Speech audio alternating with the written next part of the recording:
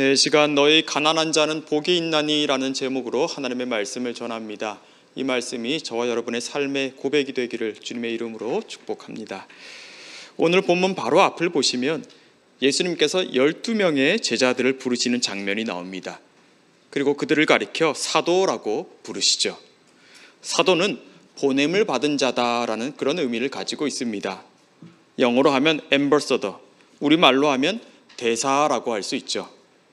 이번에 스리랑카로 들어가게 되는 13명으로 구성된 단기 선교팀을 우리는 하나님의 대사들이라고 부르고 있죠. 이분들은 이제 하나님의 사도들로서 하나님의 보내심을 받고 그들을 보내신 하나님의 일들을 감당하고 돌아오실 것입니다. 여러분 생각나실 때마다 기도도 많이 해주시고 또 물심양면으로 여러 도움들을 주시기를 바랍니다. 예수님이 이 12명의 사도들과 함께 평지로 내려오십니다. 그러자 많은 무리의 사람들이 예수님 곁으로 몰려듭니다. 어떤 사람들이 몰려들었습니까? 먼저 제자의 많은 무리들이 있습니다. 그리고 예수의 말씀도 듣고 병고침을 받으려고 유대 사방과 예루살렘과 두로와 시돈의 해안으로부터 온 많은 백성도 있다고 합니다. 그리고 19절에서는 온 무리가 예수님을 만지려고 했다 이렇게 되어 있죠. 참 놀랍습니다. 여러 곳에서 여러 다양한 사람들이 몰려들고 있습니다. 두로와 시돈이면 꽤 많이 떨어진 곳입니다. 그런데 여기서 우리가 조금 더 주목해야 할 게 있는데요.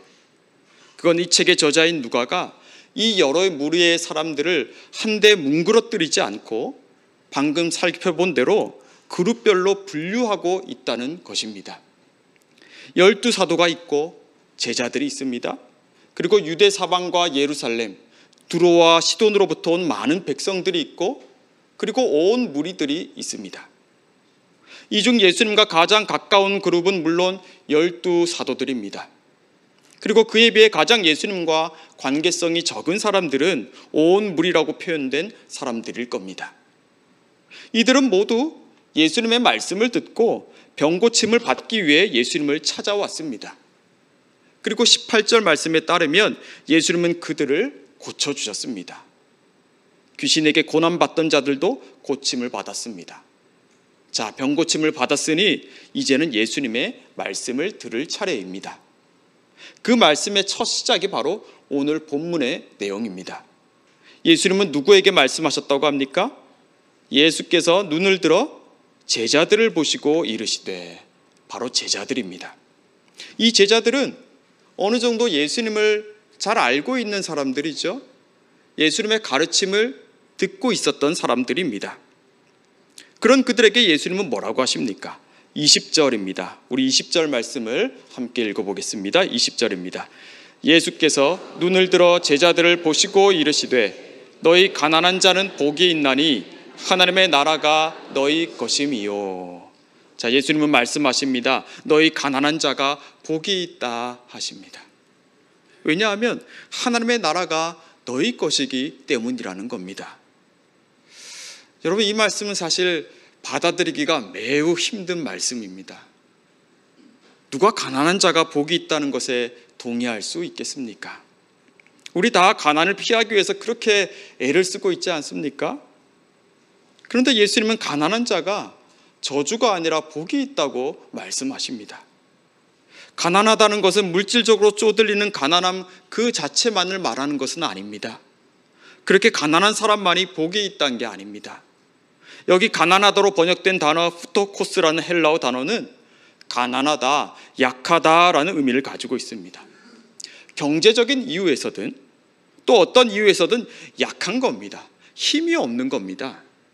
그런데 21절의 표현과 같이 줄이고 우는 일들이 생깁니다.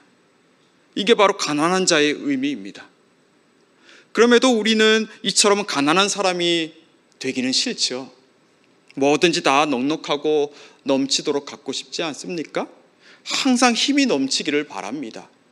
그래서 줄이는 일도 우는 일도 없기를 바라죠. 하지만 예수님은 그와 같이 가난한 사람을 가리켜 복이 있다고 하십니다. 그런데 이 가난이라는 문제, 이 약함이라는 문제는 우리가 피하고 싶다고 해서 피할 수 있는 게 아니죠. 전혀 생각하지도 않은 때에 건강의 위기를 만납니다. 또 하루아침에 재정적으로 어려움을 겪기도 합니다. 갑자기 불의 사고를 당하기도 합니다. 이런 일들을 만나면 누구나 가난하게 됩니다. 누구나 다 줄이게 되고 표정은 굳어지고 웃음은 사라집니다. 이게 모든 인간이 피해갈 수 없는 운명이죠. 그런 일들이 일어나면 그냥 다 받아들일 수밖에 없는 일들입니다. 우리 권사님들 예배 마치고 올라오실 때 많이 힘드시죠? 난간 붙잡고 힘겹게 한 걸음 한 걸음 떼시는 걸 보면 저도 참 안타까운 마음이 많이 듭니다. 그런데 또 한편 이런 생각도 해봅니다. 이분들께서 30년 전, 20년 전만 해도 어떠셨을까? 여러분 날아다니지 않으셨습니까? 한 번씩 연세가 많으신 분들 중에 건강상의 문제로 오랫동안 예배당에 나오지 못하는 분들에게 연락을 드려봅니다. 그러면 다들 똑같은 말씀들을 하십니다. 목사님, 영상으로 예배는 드리지만 교회에 너무 가고 싶어요. 교회에 너무 가고 싶은데 사실은 자신이 없어요 하십니다. 그 말씀을 들어보면 하나님을 얼마나 사랑하시는지, 또 우리 교인들을 얼마나 보고 싶어 하시는지 그 마음이 얼마나 크게 다가오는지 모릅니다. 그런데 어떻습니까? 마음과 몸이 다르죠. 몸이 따라주질 않습니다. 한번 크게 마음 먹고 교회를 나오다 보면 몇 날을 힘들어 하십니다. 그런데 여러분, 예수님은 그런 그들을 가리켜 복이 있다 선포하십니다. 힘이 없고 약해져서 한숨 짓고 있는 인생들인데 말입니다. 21절입니다. 지금 줄인 자는 복이 있나니 너희가 배부름을 얻을 것이며 지금 우는 자는 복이 있나니 너희가 웃을 것이며. 뭐라고 하십니까? 지금은 줄이고 있지만 배부름을 얻을 것이고 지금은 울고 있지만 웃을 거라고 하시죠. 줄이고 우는 자를 하나님께서 배부르고 웃게 만드시겠다는 겁니다. 가난하면 지금 당장 굶게 됩니다. 넉넉하지 않게 그만큼 불편하고 참아야 할 일들이 생기죠. 또 때론 눈물이 나기도 합니다. 약하기 때문에 당장 눈물이 나죠. 누구도 예외가 없습니다. 그런데 예수님은 그들이 배부름을 얻고 웃을 거라고 말씀하십니다. 이건 무슨 말입니까? 가난하고 약하면 분명 줄이고 분명히 눈물을 흘리게 되지만 그것을 피해갈 수 없지만 그 인생이 그렇게 끝나도록 하나님이 두시지 않는다는 말씀입니다. 그 패배감, 그 절망감에 사람이 나가 떨어지도록 하나님은 그렇게 두시지 않겠다는 거죠. 왜 그렇습니까? 하나님은 가난한 자들, 그래서 줄이고 우는 자들을 특별히 주목하시기 때문입니다. 예수님께서 처음 공생의 사역을 시작하실 때 전하신 말씀도 바로 그와 같지요. 어떤 말씀이었습니까? 이사야의 글을 펴서 읽으시죠. 주의 성령이 내게 임하셨으니 이는 가난한 자에게 복음을 전하게 하시려고 내게 기름을 부으시고 나를 보내사 포로된 자에게 자유를, 눈먼 자에게 다시 보게 함을 전파하며 눌린 자를 자유롭게 하고 주의 은혜의 해를 전파하게 하려 하심이라. 예수님은 이 이사야 선지자의 말씀을 통해서 자신이 앞으로 해야 할 일을 분명히 고백하고 또 확증하셨습니다. 그것은 바로 가난한 자에게 복음을 전하는 일이었습니다. 처음부터 예수님에겐 이 가난한 사람들, 약한 사람들, 그래서 줄이고 슬픔에 빠진 사람들이 특별히 눈여겨볼 대상들이었던 거죠. 그런데 여러분, 지금 이 말씀을 누구에게 하셨다고 했습니까? 예수님이 눈을 들어 제자들을 보시고 말씀하셨다 했죠. 제자들, 예수님을 모르지 않는 사람들입니다. 그러나 그들도 분명히 가난하고 또 가난해질 수 있고 줄이고 슬퍼할 수 있는 사람들이죠. 그런 그들에게 예수님께서 이와 같은 말씀을 하신다는 것은 그들이 제자들이기에 예수님을 알고 있기 때문에 또 예수님을 따르고 있기 때문에 특별히 경험하는 일들이 분명히 있기 때문입니다. 22절에 나와 있죠. 인자로 말미암아 사람들이 너희를 미워하고 멀리하고 욕하고 너희 이름을 악하다고 버린다는 것입니다. 이건 이들이 예수를 따르기에 유대교에서 출교를 당하고 유대 사회에서 차별을 당한다는 것을 말합니다. 실제로 그 당시 제자들에게는 그와 같은 일들이 빈번히 일어났습니다. 이것이 예수의 제자라고 하는 사람들이 당장 경험하는 일들이었습니다. 그래도 그들은 이 유대 사회에서 별로 할 말이 없습니다. 한없이 약하기 때문입니다. 가난해집니다. 서러운 일들을 당합니다. 그래서 눈물을 흘리기도 합니다. 성도 여러분, 우리도 그러한 때가 있지 않습니까?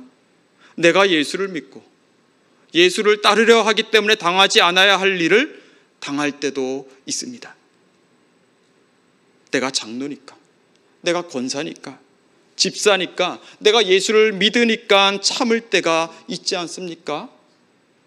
분명히 내 잘못보다 저 사람의 잘못이 큰데 그게 명백한데도 저 사람을 정죄하기보다는 용서하고 도리어 그 사람을 축복하기까지 합니다.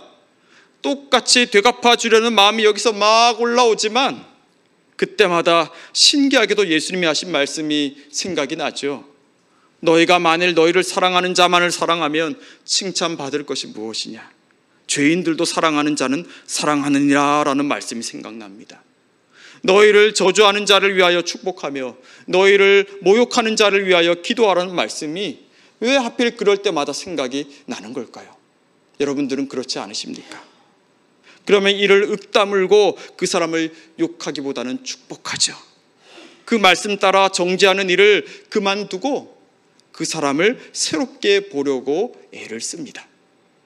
미련한 선택 같습니다. 어리석어 보입니다. 그런데 여러분, 정말 그렇습니까? 그게 억울한 일로, 어리석고 미련한 일로 끝이 납니까? 아니죠. 가난하고 원통하고 줄이던 내 마음에 변화가 일어납니다. 줄이고 있었는데 배가 불러오고 또 울고 있었는데 놀랍게도 미소가 생깁니다. 왜 그렇습니까? 하나님 나라가 여기 임하고 있기 때문입니다. 하나님께서 일하고 계시기 때문입니다. 지금 당장 보이는 것 너머를 내가 보고 있기 때문이죠. 그래서 그 사람을 하나님은 복되다 말씀하고 계시는 겁니다. 하나님은 우리가 그런 복을 누리기를 원하십니다. 사실 우리는 오늘 본문의 제자들로 불리는 사람과 비슷하다고도 볼 수 있습니다. 우리도 예수님을 알고 있죠. 예수님의 가르침을 듣고 있습니다. 어느 정도 알고 있습니다. 그러나 우리는 가난하고 줄이고 울기도 합니다. 내 자신의 연약함 속에서 절망하기도 합니다. 오늘 하나님은 그런 우리들에게 너희 가난한 자가 복이 있다 말씀을 들려주고 계십니다. 왜 복이 있습니까? 가난한 자에게 하나님의 말씀이 들려오기 때문입니다. 그 말씀에 반응하고 그 말씀을 따라 행하는 자에게 하나님의 나라 천국이 임하기 때문이죠. 하나님 나라가 무엇입니까? 하나님이 통치하시고 하나님이 다스리는 것을 말합니다. 그런데 문제는 우리가 이걸 보지 못한다는 점입니다. 보다 정확하게 표현하자면 우리는 하나님의 통치를 잘 보려고 하지를 않습니다. 뭘 봅니까? 무엇에 더 빨리 반응합니까? 지금 당장 내 눈앞에 일어나고 있는 일들, 지금 내가 보고 지금 내가 듣고 지금 당장 내가 느끼고 있는 일들이죠. 우린 지금 당장 내가 보고 듣고 느끼는 그것이 전부라고 생각합니다. 지금 줄이고 지금 울고 있는 그 일 때문에 내가 망할 거라고, 내 인생이 실패할 거라고 생각합니다. 그 지금의 문제들에 완전히 매몰되어 버리는 겁니다. 그 늪에 빠져버리는 거죠. 그래서 취하는 것이 무엇입니까? 가난해지지 않으려고 물질을, 명예를, 사람들의 인정을 얻으려고 그렇게 애를 씁니다. 여러분, 그러나 이것은 무엇입니까?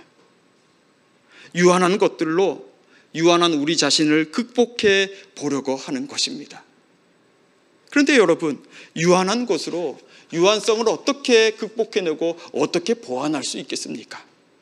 그게 24절부터 26절까지 예수님이 책망하시는 말씀의 내용입니다. 화 있을진저 너희 부요한 자여 라고 하시죠. 여기 부요한 자는 25절에서 보다 자세히 이렇게 표현되고 있습니다. 그들은 지금 배부른 자고 지금 웃고 있는 사람들입니다. 무슨 말입니까? 오직 지금밖에 모르는 사람들이라는 겁니다. 지금 당장 보이고 지금 당장 들리는 것들에 빠져 있는 사람들이죠. 유한한 것들, 물질, 명예, 사람들의 인정으로 유한함을 극복했다 그들은 생각하지만 사실은 지금 당장 그렇게 보일 뿐이라는 것입니다. 여기 화 있을 진저라는 말은 원어의 의미 그대로 직역하면 슬프다는 겁니다. 슬프다. 예수님은 그렇게 지금 당장 보이는 것에, 들리는 것에, 당장 느끼고 있는 것에 매몰되어서 유한한 것으로 문제를 해결해 보려고 하는 그 사람들을 보시며 슬퍼하고 계신 거죠. 여러분, 우린 예수님 보시기에 어떤 사람들일까요? 우린 하나님 보시기에 복 있는 사람일까요? 아니면 하나님 보시기에 안타까운 삶, 하나님이 슬퍼할 수밖에 없는 그런 삶을 살고 있는 사람일까요? 신대원 1학년을 마칠 때쯤 전도사 사역을 시작하려고 하는데 너무 막막한 겁니다. 생각해 보십시오. 목회를 하러 신대원에 왔으니까 사역은 해야겠는데 어제까지 평신도였던 사람이 오늘 교육자 일을 하려고 하니까 얼마나 앞이 캄캄합니까? 그런데 주변에서 이런 이야기가 들려옵니다. 첫 사역지가 중요하다. 첫 사역을 어디서 했느냐가 나중에도 영향을 미친다. 여러분, 이게 무슨 말인지 이해가 되십니까? 처음 섬기는 교회가 크고 그럴듯한 교회야 나중에도 그런 교회를 만난다는 얘기입니다. 많은 분들이 그럽니다. 그래서 저도 그런가 보다 하고 소위 큰 교회들을 기웃기웃거리는데 이게 마음이 좀 불편한 겁니다. 새파란 전도사가 이제 사역을 시작하려고 하는데 순수한 마음으로 시작해야 되는데 세상적인 논리가 들어와 버린 것 같아서였습니다. 그래서 평소에 신뢰하던 교수님을 뵙고 그 문제에 관해 상담을 했습니다. 교수님께 말씀드렸습니다. 교회를 찾고 있는데 이제 사역을 시작하려고 하는데 고민이 많다고, 첫 사역지는 이러이러해야 한다고 다들 그렇게 말하는데 교수님, 어떤 교회가 좋은 교회입니까? 라고 여쭈어보았습니다. 그런데 그때 교수님께서 제게 해주신 말씀이 벌써 한 17년 전의 일인데 아직도 선명하게 기억에 남아 있습니다. 여러분, 뭐라고 하셨을 것 같습니까? 이러십니다. 요즘 첫 사역지에 대해 그런 말들이 많이 있군요. 첫 사역지가 되었든 나중 사역지가 되었든 나에게 가장 좋은 교회는 내가 울 수 있는, 내가 눈물을 흘릴 수 있는 교회입니다. 내가 그 교회를 위해서 울 수 있다면 그 교회가 가장 좋은 교회입니다 라고 하셨습니다. 가장 좋은 교회는 내가 울 수 있는 교회. 여러분, 어떻게 생각하십니까? 저는 그 말씀이 시간이 가면 갈수록 정말 기가 막히게 맞는 말씀이란 생각이 듭니다. 울며 기도하는 일 다 피하고 싶지요. 웬만하면 그런 일이 없으면 좋겠다는 생각이 다 들지요. 그런데 어떻게 그렇습니까? 줄이고 울 수밖에 없는 일들이 우리 인생 속에서는 불현듯 찾아옵니다. 피할 수 없습니다. 하지만 그러한 때, 하나님 앞에 나아갔을 때, 그래서 내 약함을 정직하게 주님 앞에 고백하며 하나님의 뜻을 구했을 때, 내 마음같이 되지 않아서 속상해서 눈물을 흘릴 때, 내 안에 그 형제를 사랑하는 마음이 도무지 생기지 않아서 주님 앞에 애통해할 때, 하나님은 나를 지배하고 나를 통제하고 나를 흔들고 있던 지금 그 당장의 문제로부터 나를 자유롭게 하십니다. 그리고 그 문제들까지도 다스리고 계시는 하나님의 통치, 하나님의 나라를 여기 줄이고 슬퍼하고 있는 나에게 주십니다. 사랑하는 성도 여러분, 예수님의 제자로 살아가지만 그러나 여전히 지금 당장의 문제 앞에서 두려워하고 때로는 절망하고 있는 성도 여러분, 하나님은 우리에게 하나님의 나라를 주시기를 원하십니다. 누가복음 12장 29절에서 32절을 보시면 예수님은 다시 제자들에게 이와 같이 말씀하십니다. 너희는 무엇을 먹을까 무엇을 마실까 하여 구하지 말며 근심하지도 말라.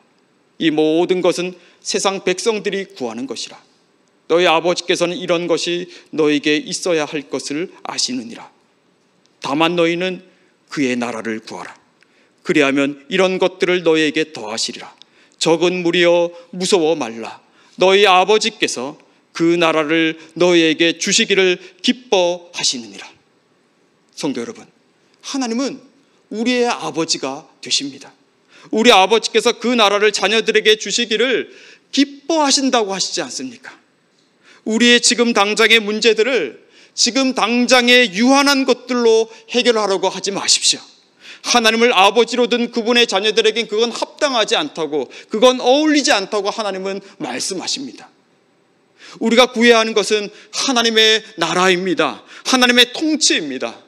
세상 모든 유한한 것들을 다스리고 계신 그분께서 우리에게 주시고자 하는 것은 하나님의 나라이고, 거기서 우리는 비로소 우리의 유한함, 우리의 가난함 속에서도 영원한 생명을 누릴 수 있기 때문입니다.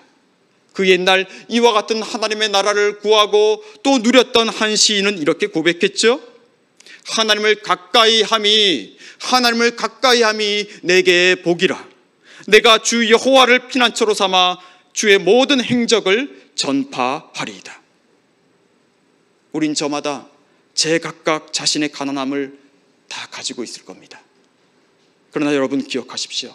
그 가난함이 부요함이 될 수 있습니다. 그 슬픔이 기쁨이 될 수 있습니다. 그 가난함을 가지고 하나님 앞에 더 가까이 나아갈 때 그렇습니다.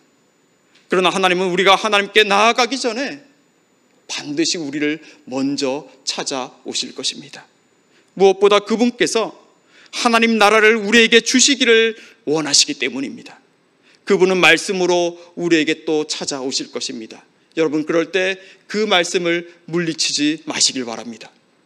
그 말씀을 따라갈 때 우리는 나를 두렵게 하고 나를 흔들고 있던 그 모든 것들을 어느새 우리 발 아래 두고 서 있을 것입니다. 그리고 바로 거기서 우리는 하나님의 일하심, 우리를 향해 펴신 하나님의 손을 볼 수 있을 것입니다. 기도하겠습니다. 하나님, 그렇습니다. 지금 이 가난함이, 지금 이 줄이고 슬퍼하는 일들이 우리를 끝장내지 못한다는 것을 다시 믿음으로 선포합니다. 우리가 당장 보고 당장 듣고 느끼는 것에 매몰되지 않고 우리를 향해 찾아오는 하나님의 나라, 주님이 주시고자 하는 하나님 나라를 받아들이게 해주십시오. 그래야 저마다 가지고 있는 가난함의 문제, 스스로 이겨낼 수 없는 일들 속에서 도리어 주님이 주시는 웃음과 부요함을 누리게 해주십시오. 하나님께 더 가까이 가며 하나님의 나라를 구하고 누리는 모든 주의 자녀들, 제자들 되게 해주십시오. 예수님 이름으로 기도합니다. 아멘.